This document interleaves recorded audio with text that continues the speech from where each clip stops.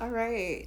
Good morning, wherever you are, and also good afternoon to everybody. Let me go ahead and get started with pinning something here. So, let's talk about slave revolts today. Let me pin this real quick.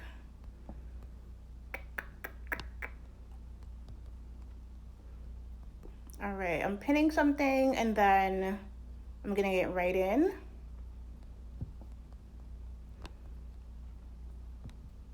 Hey, let's go.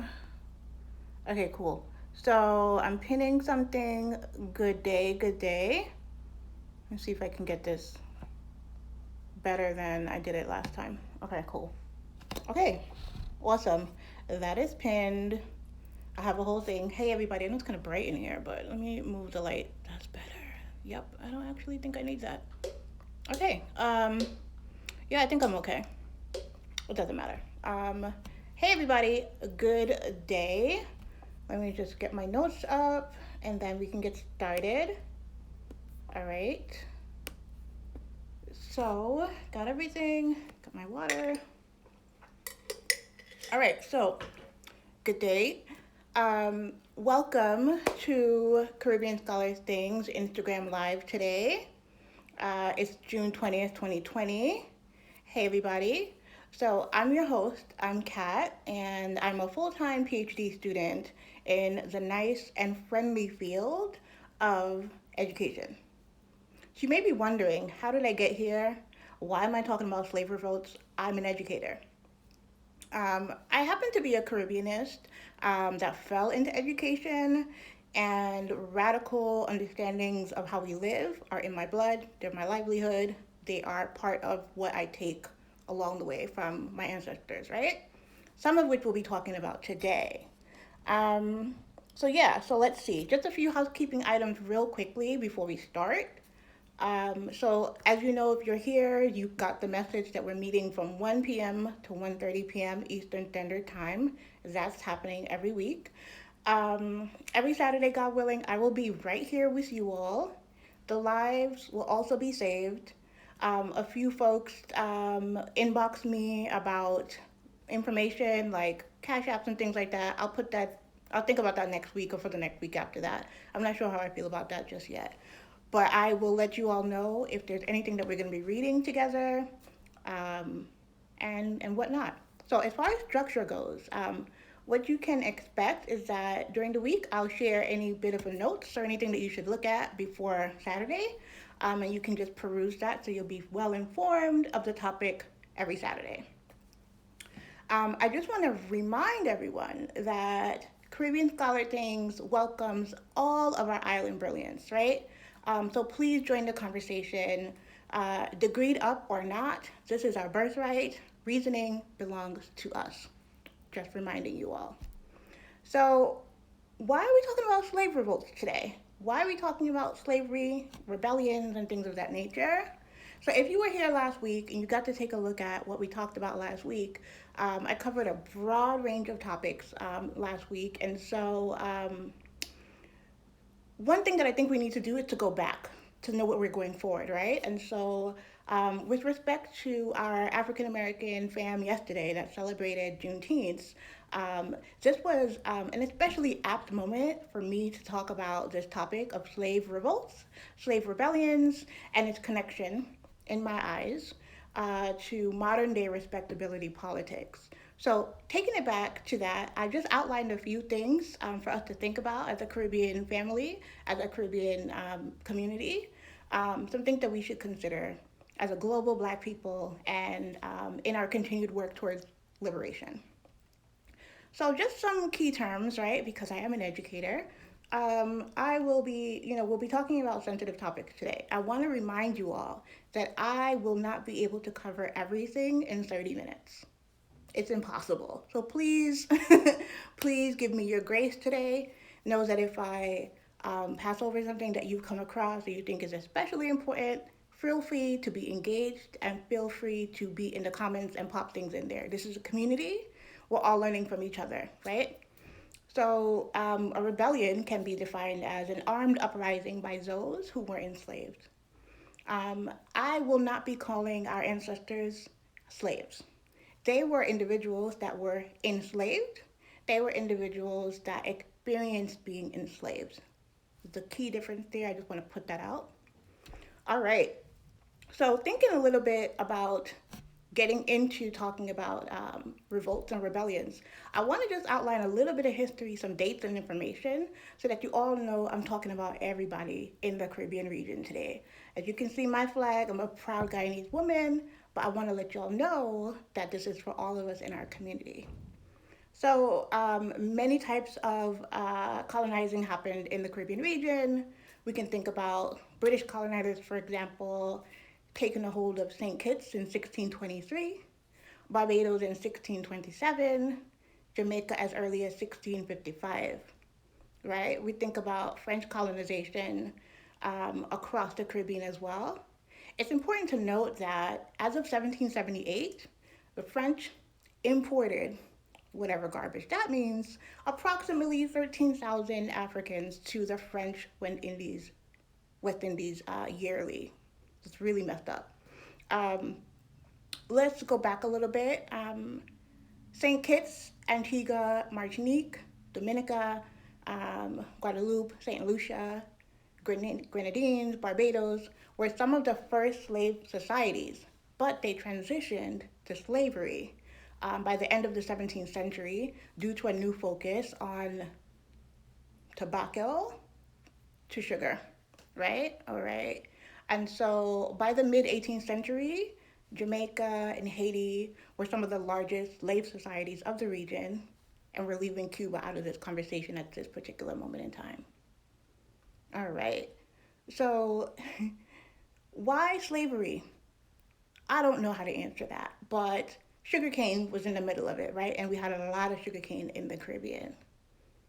So, I want to outline next for you all some of the key revolts of rebellions that took place from our ancestors, from our Caribbean people, our Caribbean ancestors across the region.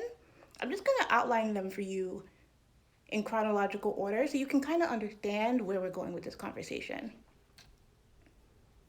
Um, Before folks landed where they landed, even as they were being transported on these horrific ships, one of every 10 ships carrying Africans to the Americas, to the New World, or to the Caribbean were subject to uprisings. But before folks even landed where they landed, they were like, nah, we not doing this today.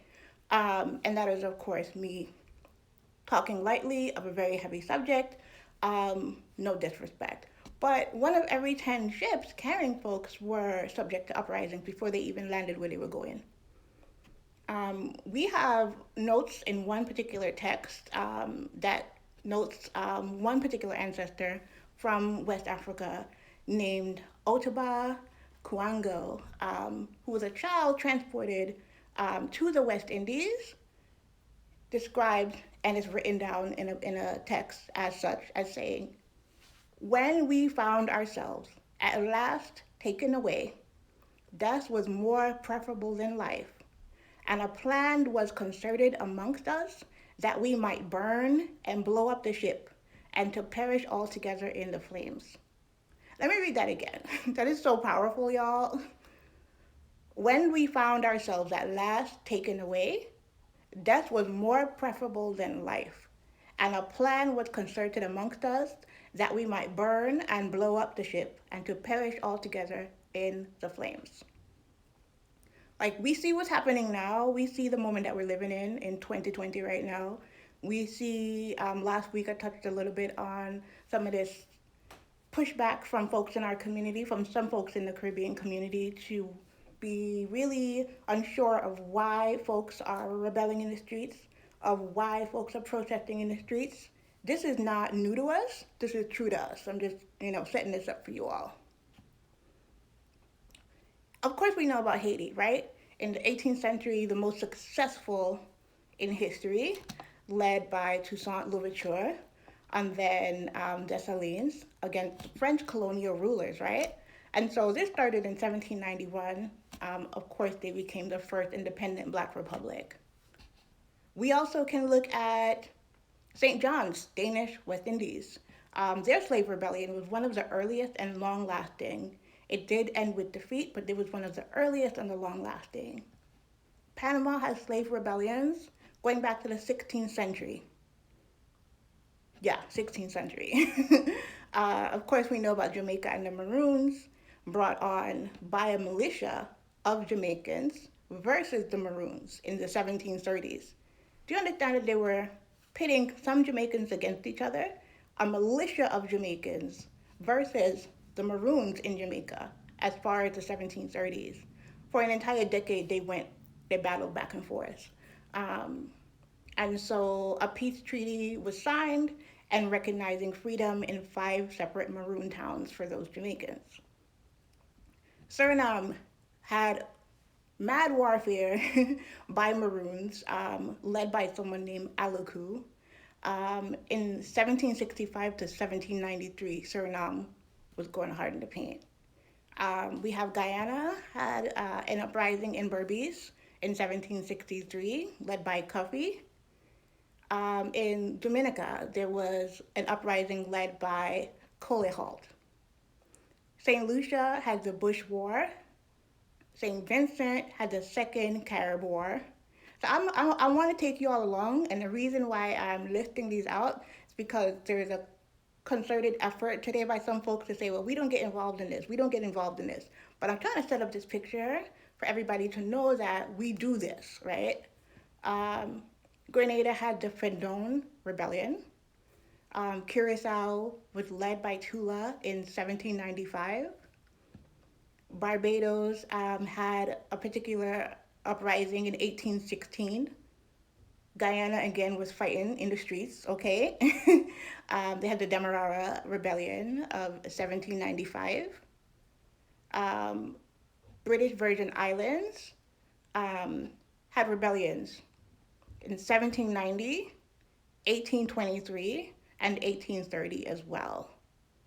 We have the Danish West Indies, again, in 1848, had a revolt leading to the emancipation of slaves.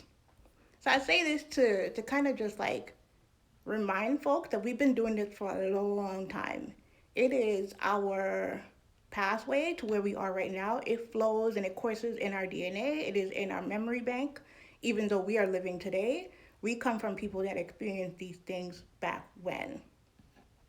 So, as I'm thinking about respectability politics, I wrote a paper in undergrad. I wrote a paper in undergrad called "The Problem with Politeness," and I'm gonna get to that. It's the problem with politeness was a paper I wrote when I was in undergrad at Sarah Lawrence College, and writing this paper, I focused on this particular issue that we have as Caribbean community folk, with wanting to portray a certain way of being, of experiencing, of living in the world, of carrying on, of showing ourselves to be. And in this particular way, we often end up replicating some of the same behaviors, mannerisms, understandings of white supremacy, and we harm each other inside of our own community by doing that. And I may even pull out this paper for next week and like dust it off. But it was a particular thing that once you're in the community, you can call out the community. We can talk to each other because we're family, right? I don't care which island you're from, where you're from. Like, we can call each other in. We can talk to each other. This is the whole point of this. And so, yeah, I mean, if you have looked at any of the resources that I shared throughout the week, definitely put anything in the comments that you want to share or anything that's resonating with you. But I want to say, like, we tend to vote a particular way. Like, the article that I shared was about political leanings of Caribbean folk today, like contemporary times, like as far as Obama's term, former President Obama, and the way that we come together, and the way that we vote, and the way that we use our political power. So I want to kind of sow some seeds and just kind of lay them there for folks to be thinking about how we historically have come together to stand up for ourselves, to push back against oppression, to fight against folks that would have us living in inhumane conditions and treat us as property for their gain. Um, yeah, that's the whole that's the whole shebang for today. I want to know what you all are thinking. If you've come up with anything that came up for you, anything that you're thinking about. Again, this history is really rich. Last week I talked about there not being a need. There's really no need for us to hold back. Now, please understand me. I am not suggesting that you go in the streets and tear up the town. I'm not suggesting that. What I am suggesting is that history is our friend. What I am suggesting is that we learn a little bit about our country of origin, or our parents' country of origin, or our grandparents' country of origin. It's super important that we know what we did, that we know that this is something that's deeply connected and rooted to us, that is part of our heritage and lineage, and is culturally valuable to us. Um, like I shared before, and I always share, I'm a Caribbeanist, and I'm gonna say that every week. What that means for me is that I am a proud person of Caribbean lineage and heritage, born in Guyana. I live in the US. And for me, that means that I care about all facets of Caribbean life. So while I am earning my doctorate right now in the field of education, I care about economics, I care about education in the Caribbean, I care about agriculture, I care about what's happening with crops, who's coming in and buying land, what's going on with the oil in Guyana. Like, I care about these things, and I, in a tangential way, pay attention to what's happening. I suggest you all do the same. So, what that can look like is like getting a free newspaper. If you live in some place like New York City, there are free newspapers that are geared towards Caribbean community, and you can just get those at any shop, any like Caribbean shop, or like a little Caribbean neighborhood in Brooklyn per se. Read up on what's going on. Go on the websites for these newspapers. See what's happening with elections. For example, and I keep using Guyana because that's my country. We have like mad stuff going on right now with these elections and re-elections and like recounting votes and all of this, and kind of reminded me of Bush, you know, part two. But I digress. There's a lot happening. How do we connect Caribbean Americans to Caribbeans back home? I'm wondering that. How do we connect Caribbean Americans to Caribbeans back home? I think that the digital divide is something that will be the biggest tool and the biggest asset. So something like this particular space that I'm committed to holding every week, my greatest hope is that this little bit of space, my little bit of internet, 30 minutes every week, will allow us to convene in one place that we know our agenda. What is the agenda? My agenda is to help enlighten Caribbean folks that are younger. My agenda is to encourage Caribbean folks to learn our history. My agenda is to arm us with knowledge so that we may move accordingly in the ways that we decide we move.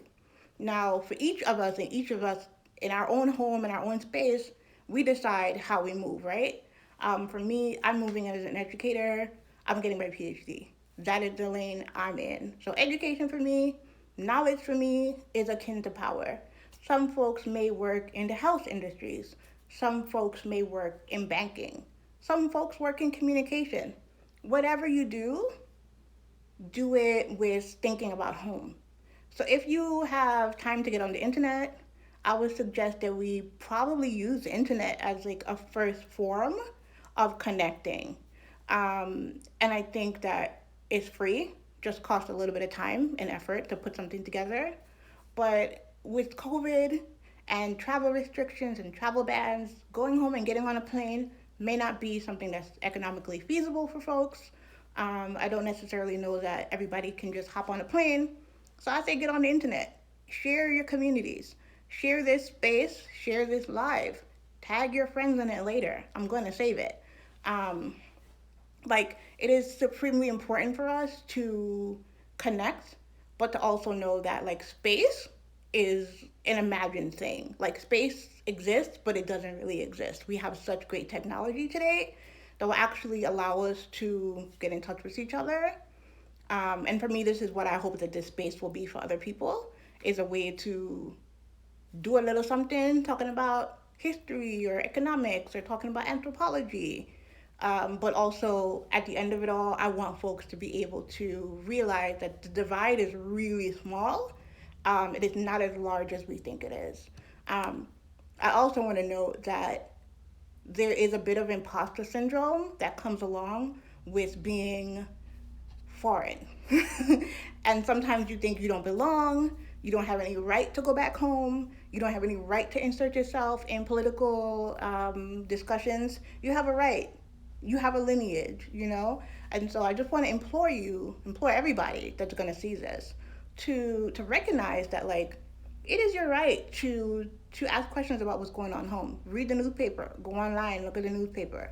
Um, I can say this from a very, very yes, that is true, because we have the internet, and not to be all doomsday, I don't know how long we're gonna have the internet, because I think that there's something that we're doing. A lot of us are really getting hip to it, and a lot of us are getting hip to really using these spaces that are free, right? That are low cost, exactly.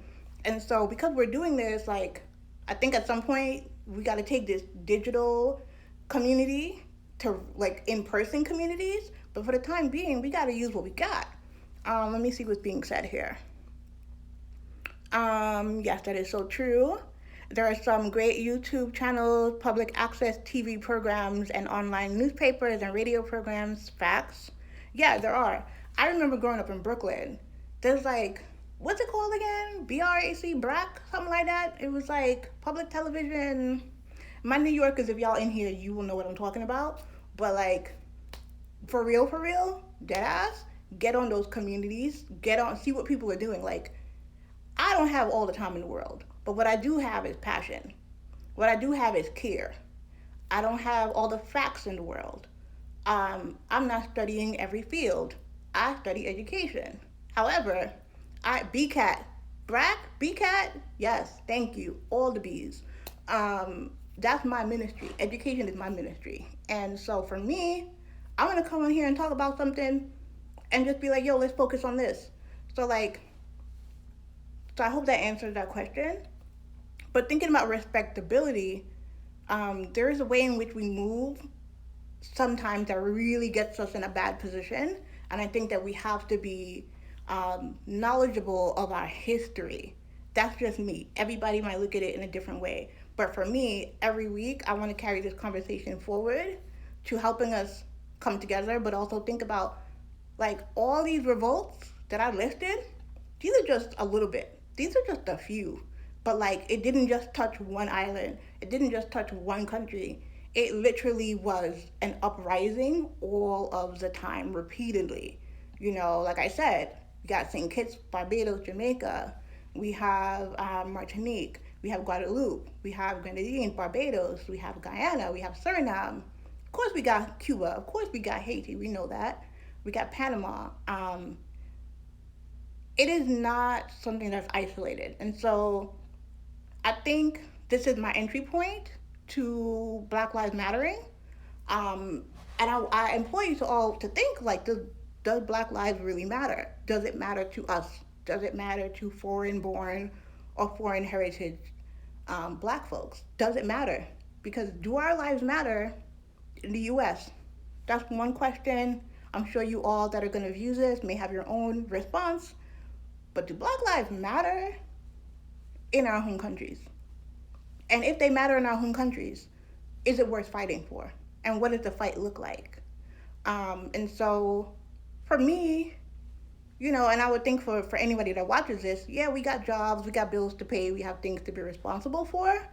Um, but in your spare time, be about it. Find whatever it is that you need to be about and be about it. So for me, I say bump the respectability. You be respectable as you need to get your paper, and you do what you got to do. Um, Now, I know that that's very privileged thing for me to say. I work in a field, I work as a researcher in training, and I do work that allows me to be the thinker, that allows me to sit and read and write all day long, that allows me to come up with my own ideas. And I know that not everyone's work positions them in that particular way. So I want to be very, very clear when I say that, right? That I acknowledge that not everybody has that positionality, but I'm an intellect in training, whatever that means. And I really think that I don't really care about being respectable because some of our greatest thinkers are Caribbean thinkers. Let's just keep it 100. So I think that, in the last few minutes here, I can go more into the respectability next week because I'm probably going to run out of time. But I'm going to pull up that old paper that I wrote, The Problem with Politeness, which is like really centered on all things Caribbean, how we move through the world, like how we literally move through the world, how we take our bodies in the world, how we position ourselves, how we sit, how we answer the phone, how we say hello, good night, good morning, good day, 5 different ways to people before we get into what we want to talk about. Like, that is all rooted in a particular thing. And I think if we think about undoing and questioning why we make our movements, why such things are commonplace, we will see that there's an undergirding of a need and a want, a desire to protect ourselves against all of these things coming at us. And so there's nothing wrong with noting that white supremacy exists and it's pervasive. But the other thing is, do we take it in? Do we imbibe it? Do we then put it back out? Do we regurgitate it amongst each other? And so if we do, what do we then do as folks of Caribbean heritage? What are my thoughts on woketivism? I never heard that term, so I don't know what woketivism means. As we talk about slave revolts and connecting that to our resistance, what are your thoughts on woketivism? I think that there are so many woke people that are actually asleep. I think there are a fair amount of people that stay on here doing stuff that they do not need to be doing, saying things they don't need to be saying, because it's catchy, because it seems like a moment, it seems like it's politically correct, and they don't really have any meaning. I think that they're kind of hollow. So I'm not sure what wokeism is, but if it means what I think it means, people are just performing activism, performing empathy, performing that they care, when really, I think people need to go read a book. And I'm sorry, I'm always going to suggest that people read a book. That's the educator in me. So I think that wokeism, I never heard that. So you teaching me something. Like, this is the community building that I want. I never heard about wokeism, but if I think it's what it is, it's people doing way too much. So next week, I'm going to continue this conversation. I'm going to start with the paper that I wrote in undergrad, The Problem with Politeness, and the politics of that, and how it's actually really harmful to our community. So I just want to remind you that I'll be here every Saturday. I'll be here every Saturday from 1 to 1:30 p.m. Eastern Standard Time. Please, I'm gonna save this live, share it with your people. I'll be here every week. Remember, everyone here is part of Caribbean ScholarTings. Everyone here has island brilliance. Join the conversation every week. Degreed up or not, this is our birthright. We do reasoning. It belongs to us. And it's 1:30. I'm going to hop off. Thank you all for being here, and come back next week. Share with your friends. I'll be here talking about being polite. Why be so damn polite? Why do we care so much? I don't know. Talk to you later.